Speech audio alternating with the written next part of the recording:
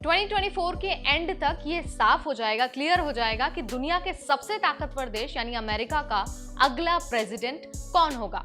इस बार का जो चुनावी मुकाबला है वो डोनाल्ड ट्रंप और कमला हैरिस के बीच है और ये माना जा रहा है कि अगर कमला हैरिस प्रेसिडेंट बनती है अमेरिका की तो भारतीयों को बहुत ज्यादा फायदा होने वाला है। ये उम्मीद की जा रही है कि उनके प्रेसिडेंट बनने के बाद जो इंटरनेशनल स्टूडेंट्स हैं और जो वहाँ के इमिग्रेंट्स हैं उनके हित में अवसरों को, अपॉर्चुनिटीज को बढ़ाने के लिए काम किया जाएगा। तो चलिए आपको बता देते हैं कि अगर कमला हैरिस अमेरिका के प्रेसिडेंट बनती हैं तो क्या बड़े बदलाव हो सकते हैं और भारतीयों को किस तरह के फायदे मिल सकते हैं। नमस्कार, मैं हूं नेहा उपाध्याय आपके साथ।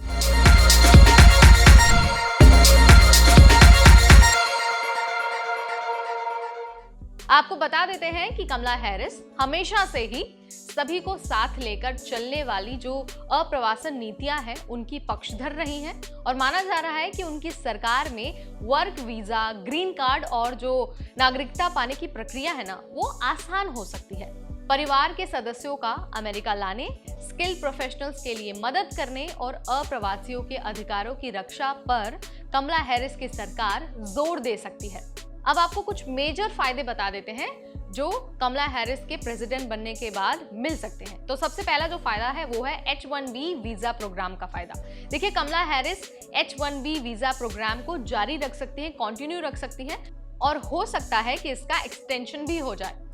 अब आपको लग रहा होगा कि यार ये H-1B वीजा क्या है, तो मैं आपको इजी लैंग्वेज में समझा देती हूँ। दरअसल ये एक टेम्पररी वर्क वीजा होता है जो एम्प्लॉयर्स को ये अलाउ करता है कि वो फॉरेन प्रोफेशनल्स को अमेरिका में काम करने के लिए हायर कर सके। कमला हैरिस इस प्रोसेस को और भी ज्यादा निष्पक्ष और ट्रांसपेरेंट बनाने पर जोर देंगी। साथ ही माना यह भी जा रहा है कि जो मौजूदा वीजा की संख्या है उसको बढ़ाने और उसके लिए जो सिलेक्शन प्रोसेस है उसको निष्पक्ष बनाने पर भी जोर दे सकती हैं। दूसरा जो सबसे बड़ा फायदा है वो L1 वीजा के रूप में लोगों को मिल सकता है।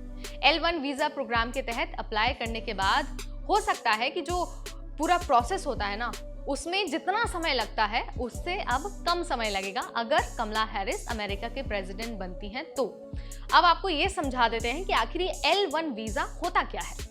ये जो वीजा है ना वो मल्टीनेशनल कंपनीज में काम करने वाले एम्प्लॉयज को अमेरिका में काम करने की इजाजत देता है।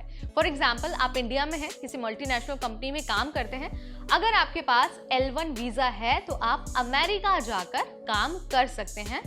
वीजा आपको अलाउ करता है।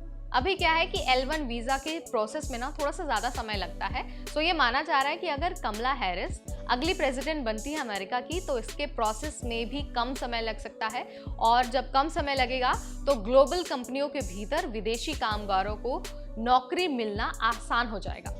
कमला हैरिस की सरकार उन नीतियों का भी समर्थन कर सकती हैं जो उचित वेतन और काम करने के बेहतर हालात को सुनिश्चित कर सकता है। उसके बाद बात कर लेते हैं इंटरनेशनल स्टूडेंट्स को मिलने वाले सपोर्ट के बारे में। हो सकता है कि उनकी सरकार इंटरनेशनल स्टूडेंट्स की देश में एंट्री आसान कर सकती है और आपको पता ही है कि भारत से हर साल बड़ी संख्या में बच्चे अमेरिका पढ़ाई के लिए जाते हैं। सरकार अमेरिका में पढ़ाई करने के लिए प्रोत्साहन करने वाली नीतियों पर ज्यादा से ज्यादा जोर दे सकती है और हो सकता है कि इंटरनेशनल स्टूडेंट्स की पढ़ाई के लिए फाइनेंशियल हेल्प या फिर जो स्कॉलरशिप है उसको बढ़ाने की पहल भी की जा सकती है। अब हम आपको ऑप्शनल प्रैक्टिकल ट्रेनिंग यानी कि OPT के बारे में भी बता देते हैं। देखिए, कमला हैरिस की सरकार OPT प्रोग्राम को जारी रख सकती है। इस प्रोग्राम के तहत जो इंटरनेशनल स्टूडेंट्स हैं उनको ग्रेजुएशन की पढ़ाई के बाद अमेरिका में काम करके एक्सपीरियंस हासिल करने का मौका मिलता है। तो अगर कैंडिडेट्स, स्टूडेंट्स वहाँ पर पढ़ाई करने के बाद नौकरी करते हैं, एक्सपीरियंस गेन करते हैं तो वो उनके फ्यूचर के लिए, उनके करियर के लिए बहुत ज़्यादा बेहतरीन साबित हो सकता है। उसके बाद बात कर लेते हैं last but not the least, रोजगार आधारित ग्रीन कार्ड। देखिए, ग्रीन कार्ड का एक ऐसा मसला है जिसके बारे में हर कोई जानना चाहता है, हर कोई इसके बारे में बात करना चाहता है क्योंकि जो उसका प्रोसेस है ग्रीन कार्ड हासिल करने का वो थोड़ा सा रिजिड है।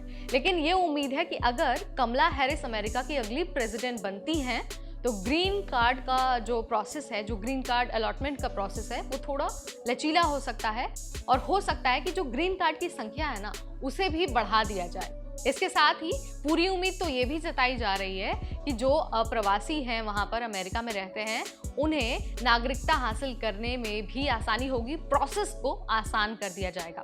तो ये तमाम वो फायदे हैं जो कमला हैरिस के प्रेसिडेंट बनने के बाद लोगों को मिल सकती है। आप इसके बारे में क्या सोचते हैं, क्या जानकारी रखते हैं, कमेंट के जरिए मुझे आप बता सकते हैं। ऐसी और वीडियोस हम आपके लिए लाते रहेंगे only on NBT Tech Ed।